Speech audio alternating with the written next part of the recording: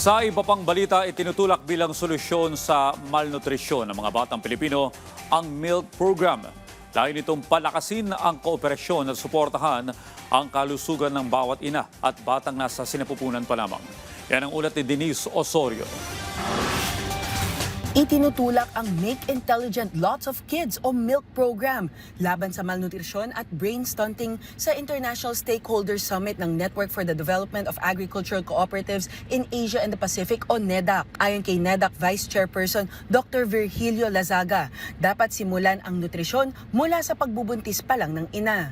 Alam mo, interconnected yan eh. Pagka meron kang yung ating nutrition sa maternal, from the mother side, yan ay pupunta sa ating fetus, ano? At ang ating ang fetus ay nagiging nutritious, nagiging healthy kung ang mother ay healthy. Pinapalakas din ang ugnayan ng mga dairy cooperatives ng Pilipinas at India para sa teknolohiya at produksyon ng gatas. Layunin din ng partnership na paangatin ang kakayahan ng mga lokal na kooperatiba sa pagproseso at value-adding ng produkto. We have offered in the NEDAC platform the local cooperatives of Philippines, they can collaborate with our cooperatives like Amul, and they can jointly import the technology and the capacity building from India to Philippines.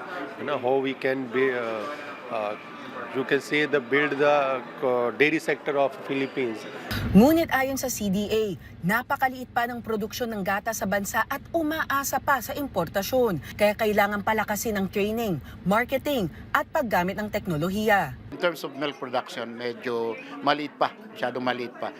Sabi nga ni MJen kanina, I think of the 100% na requirement ng Pilipinas, hanggang 1 to 2% lang ang produce pa lang ng kooperatiba. Actually, ICDI.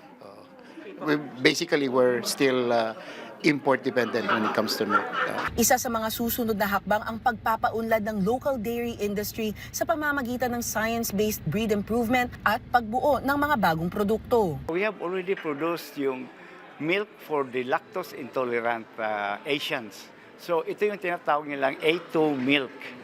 Certified na ito. Layunin ng milk program na mapalakas ang nutrisyon ng ina at bata sa unang 1,000 araw ng buhay. Target din na mapaunlad ang dairy industry at makalikha ng mas matatag na kabuhayan para sa mga magsasaka. Denise Osorio, para sa Pambansang TV, sa Bagong Pilipinas.